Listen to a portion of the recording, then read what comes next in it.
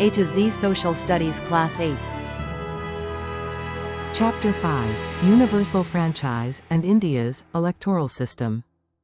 Elections play a vital role in shaping a vibrant democracy, and the right to vote is very important for citizens of a democratic country. This chapter explains the meaning of universal adult franchise, and how elections are conducted in India. It covers the roles of the Election Commission, voters, and political parties, helping us understand key democratic processes like voting, counting, and representation. The chapter also explores the different types of elections held across national, state, and local levels, the challenges facing India's electoral system today, and the path forward for strengthening democratic participation among citizens, especially youth. The Constitution's framers established universal adult franchise as integral to Indian democracy from the beginning.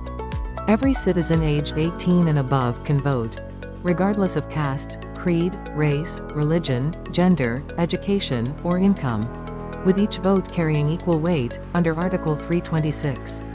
The voting age was lowered from 21 to 18 in 1988. In 1947, India's literacy rate was just 14%, and only 8% for women.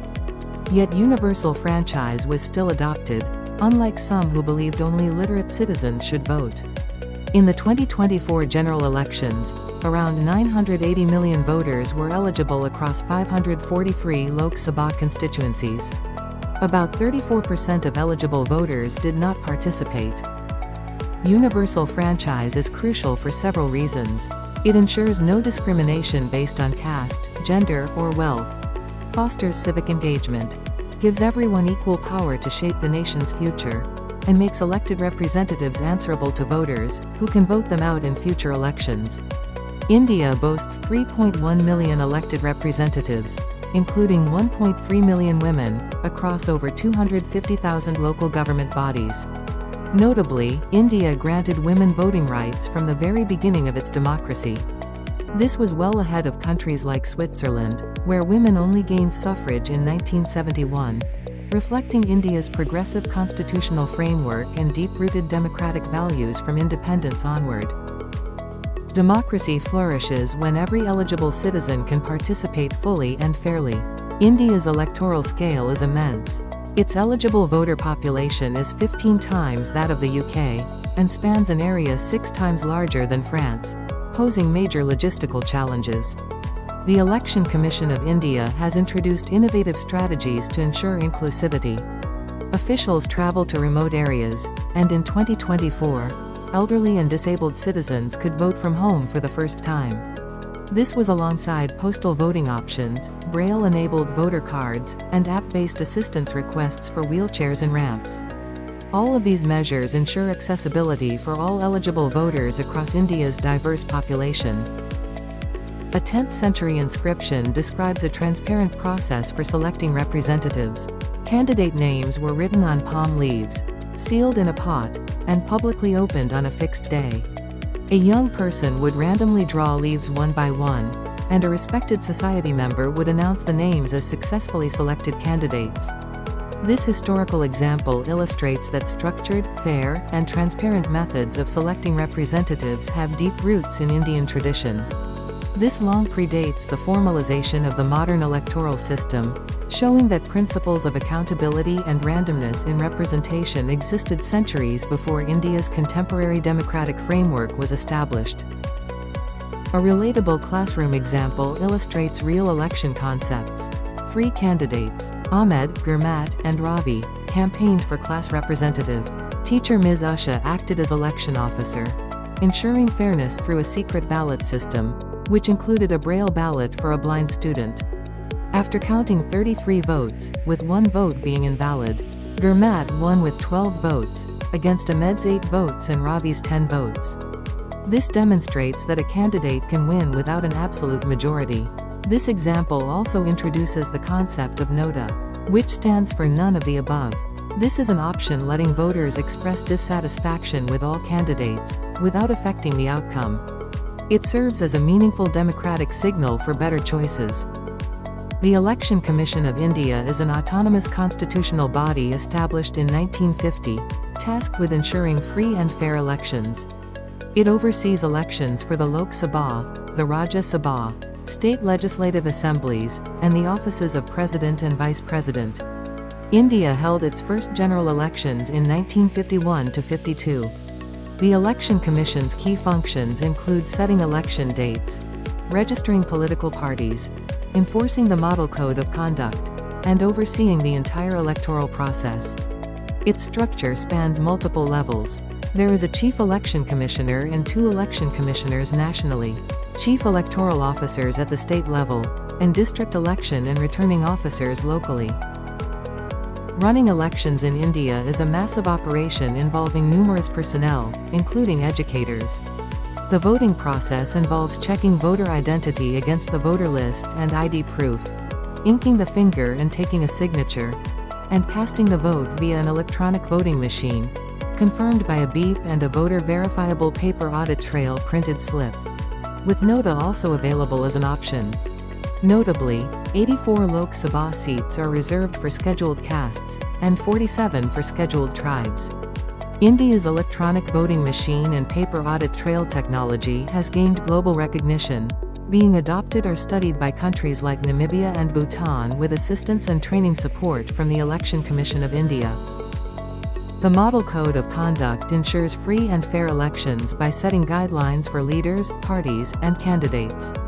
Key elements include restricting the ruling party from misusing government resources or launching new schemes to influence voters, encouraging candidates to maintain peaceful and restrained conduct, and strictly prohibiting vote buying through bribery, with penalties for violations.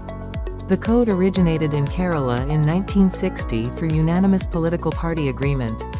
It was adopted nationwide during the 1962 general elections, and has been strictly enforced by the Election Commission of India since 1991.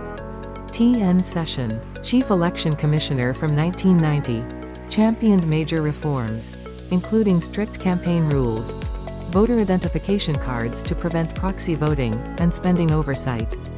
He earned widespread recognition for making Indian elections fairer and more transparent. Indian elections are celebrated as the festival of democracy. Under India's parliamentary system, citizens vote at 3 levels: the Lok Sabha nationally, state legislative assemblies, and local bodies for cities and villages. India has 543 Lok Sabha constituencies. Those elected are called members of parliament, while state assembly members are called members of legislative assembly. India uses the first-past-the-post system, meaning the candidate with the most votes wins, even without an absolute majority, just like in the class election example. Whichever party or coalition wins a Lok Sabha majority forms the national government, with its leader becoming Prime Minister. Similarly, the majority party leader in a state becomes Chief Minister. Rajya Sabha members are also called members of parliament, but they are chosen through indirect elections. This is similar to a school council being chosen by class representatives, rather than directly by all students. Out of 245 total seats, 233 are filled by elected members of Legislative Assembly from state legislative assemblies, while 12 are nominated by the President. Seat allocation varies by state population, meaning Uttar Pradesh has more seats than Arunachal Pradesh. The Rajya Sabha is a permanent house, meaning it is never dissolved. Each member serves a term of 6 years, with 1/3 of the members retiring every 2 years. Voting uses the single transferable vote system, which ensures fair representation for smaller states as well.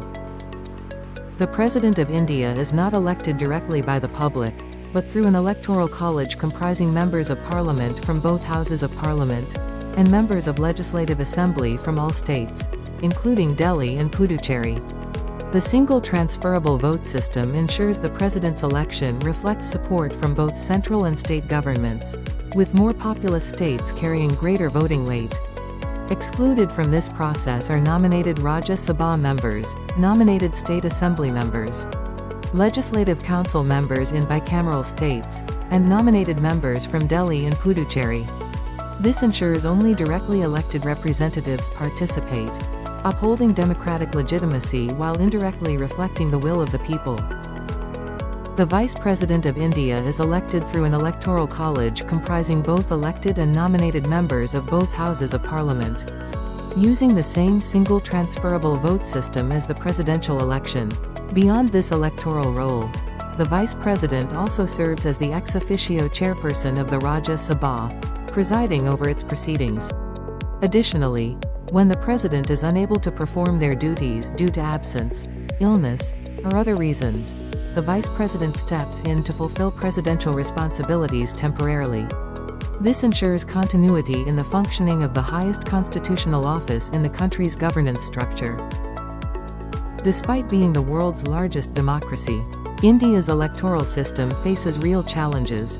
These include the growing influence of money in elections, a notable number of candidates with criminal backgrounds, and rising voter apathy, particularly in urban centers, all of which raise concerns about democratic vitality.